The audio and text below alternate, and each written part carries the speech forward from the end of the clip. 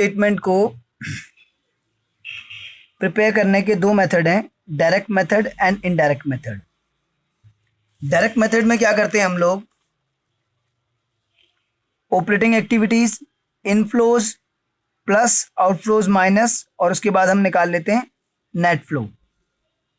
ऐसे इन्वेस्टिंग का net flow calculate कर लेते हैं, फाइनेंसिंग का नेट फ्लो कैलकुलेट कर लेते हैं, इनफ्लो प्लस आउटफ्लो माइनस और नेट फ्लो कैलकुलेट हो जाता है। इसके बाद तीनों एक्टिविटीज का नेट फ्लो जो है प्लस माइनस हो जाता है। जो पॉजिटिव फिगर है प्लस हो जाएगी, जो नेगेटिव फिगर है वो माइनस हो जाएगी। और अगर आपका तीनों को प्लस माइनस करके पॉजिटिव आंसर आता है तो net increase in cash and cash equivalent, और तीनों को प्लस करके अगर नेगेटिव आंसर आता है तो net decrease in cash and cash equivalent. इसमें फिर हम ओपनिंग बैलेंस ऐड कर देते हैं कैश एंड कैश इक्विवेलेंट का, तो हमारा closing balance of cash and cash equivalent आ जाता है। कैश एंड कैश इक्विवेलेंट में कैश, बैंक, करंट इन्वेस्टमेंट और मार्केटेबल सिक्योरिटीज को हम लोग लेते हैं। इनडायरेक्ट मेथड में इन्वेस्टिंग और फाइनेंसिंग तो सेम रहता है, ऑपरेटिंग चेंज हो जाता है। ऑपरेटिंग के इनफ्लोज और आउटफ्लोज हमें डायरेक्टली गिवन नहीं होते, तो हमें नेट प्रॉफिट को लेके चलना होता है, और वहां से फिर हमें पता लगाना होता है कि अगर नेट प्रॉफिट इतना है तो net cash flow from operating activities कितना रहा होगा। वो कैसे करते हैं, उसको करने से पहले मैं आपको एक थोड़ा सा आइडिया दे दूं। जैसे ये एग्जांपल है, कैश सेल्स है 100, कैश परचेजेस है 80। ना आपको इनफ्लोज गिवन है ना आपको आउटफ्लोज गिवन है, ये दोनों आपको फिगर्स गिवन नहीं है। आपको गिवन है प्रॉफिट्स 20, तो यही प्रॉफिट्स आपके net cash flow from operating activities हैं, क्योंकि सेल्स ऑपरेटिंग में इनफ्लो होता है और परचेजेस ऑपरेटिंग में आउटफ्लो होता है। तो जब आपको प्रॉफिट्स मालूम है तो वही प्रॉफिट्स आपके net cash flow from operating activities हैं इस केस में, क्योंकि इसमें और कोई एक्टिविटी है ही नहीं। कुछ ऐसी मतलब मैंने नॉन कैश और नॉन ऑपरेटिंग आइटम्स इसमें मैंने डाली ही नहीं है। अभी एग्जांपल नंबर 2 है, देखिए इसमें कैश सेल्स है 100 रुपीज़ की, कैश परचेजेस 50 की है, अदर एक्सपेंस 30 के हैं, और नेट प्रॉफिट आपका 20 का है। तो जो अदर एक्सपेंसेस हैं 30 के, इसमें 10 रुपीज़ डेप्रिशिएशन का है। अदर एक्सपेंसेस में 10 रुपीज़ डेप्रिशिएशन का है। तो अगर डायरेक्ट मेथड से हम निकालें तो इनफ्लो हो गया 100 का, आउटफ्लो हो गया 50 का कैश परचेज और 20 का अदर एक्सपेंस, क्योंकि 10 रुपीज़ के डेप्रिशिएशन में कैश फ्लो नहीं हुआ है, तो 70। तो अगर मैं डायरेक्ट मेथड से बात करूं तो डायरेक्ट मेथड से अगर बात करूं तो ये इनफ्लो हो गया 100 का और आउटफ्लो कितने का हो गया 70 का, 80 का नहीं 70 का, क्योंकि 10 डेप्रिशिएशन ही गिवन है, depreciation charge during the year 10 rupees 10, तो वो उसमें तो कैश फ्लो होता ही नहीं है, बट वो एक्सपेंसेस में तो इंक्लूड होगा, तो इसमें से 20 लेंगे सिर्फ। तो इनफ्लो 100 और आउटफ्लो 50 प्लस 20 70, तो नेट फ्लो हो गया 30।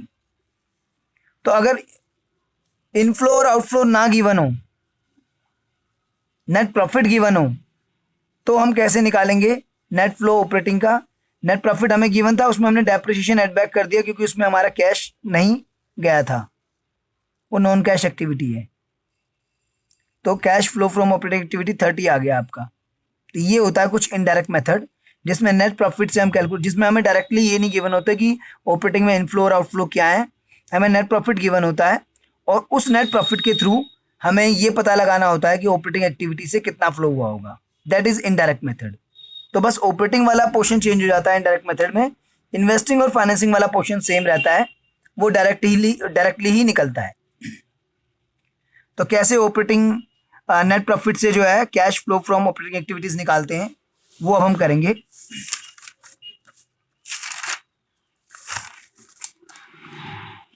सबसे पहले हमें net profit as per the difference of surplus लेना होता है, that is balance in statement of P&L। उसमें हमें जो है डर्ट जोड़ना होता है, मैं आपको बता देता हूं, ये देखिए इधर। तो सॉल्यूशन ये मैंने एक आपके लिए एग्जाम्पल बना के रखा हुआ है, इससे मैं आपको एक्सप्लेन करूंगा। तो सबसे पहले working note, main cash flow statement शुरू होने से पहले वर्किंग नोट बनेगा। सबसे पहले हम लिखेंगे net profits as per difference of surplus. Surplus के डिफरेंस से नेट प्रॉफिट निकालेंगे। सरप्लस को हम क्या बोलते हैं? Balance in statement of P&L, that is balance in statement of P&L। उसके डिफरेंस से हम नेट प्रॉफिट लेंगे। तो देखिए मैंने क्वेश्चन बना के रखा हुआ है एक ये देखिए, ये बैलेंस शीट है as a 31 March 20, particulars note number 2020-2019, equity and liabilities, share holder fund, उसके अंदर आपका शेयर कैपिटल फर्स्ट होता है, रिजर्व सरप्लस सेकंड होता है। तो यहाँ पे रिजर्व सरप्लस लिखा है और नोट नंबर 1 लिखा है। तो नोट नंबर 1 में जाके इसकी डिटेल मिल जाएगी हमें।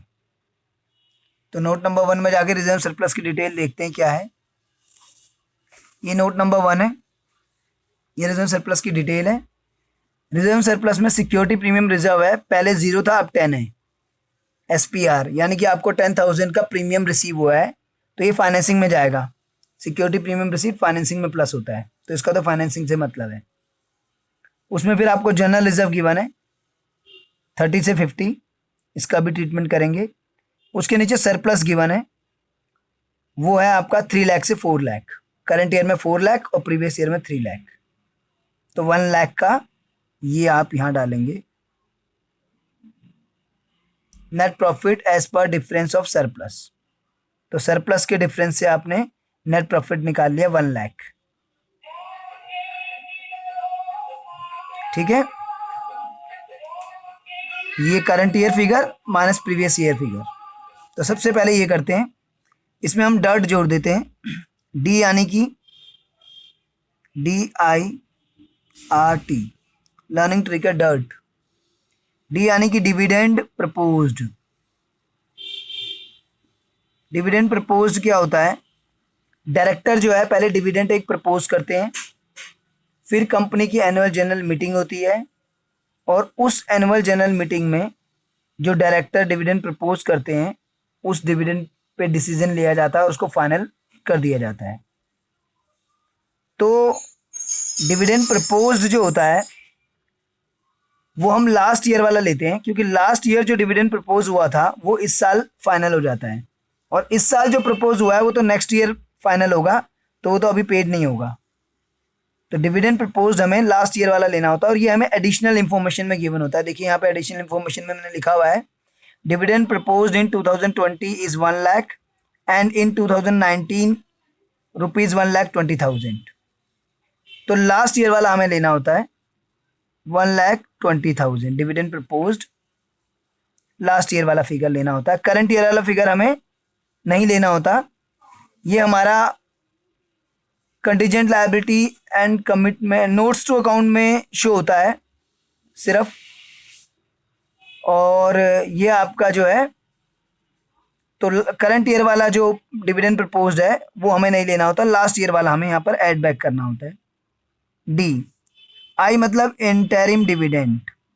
इंटरिम डिविडेंड क्या होता है? जब कंपनी को अगर बहुत अच्छा प्रॉफिट हो रहा है तो हो सकता है कि डायरेक्टर्स जो हैं बीच में ही थोड़ा डिविडेंड डिक्लेयर कर दें कि भाई अभी हम इतना डिविडेंड दे रहे हैं दिवाली के टाइम पर, क्योंकि कंपनी बहुत अच्छे प्रॉफिट में जा रही है, फाइनल बाद में देंगे।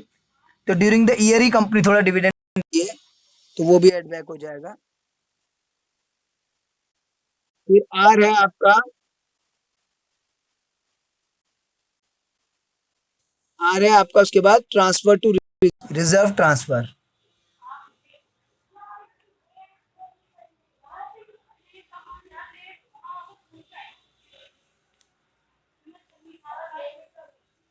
ठीक है, रिजर्व्स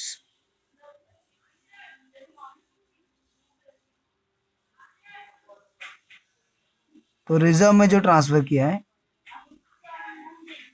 ट्रांसफर टू रिजर्व्स, तो रिजर्व ट्रांसफर लिख देता हूं मैं। तो यहाँ पे जनरल रिजर्व देखिए 30 से 50 हो गई है, तो 20,000 हमने रिजर्व में ट्रांसफर किया है, वो हम ले लेते हैं। और टी होता है यहाँ पे provision for tax, tax provision made. तो टैक्स प्रोविजन मेड, ये देखिए आप यहाँ पर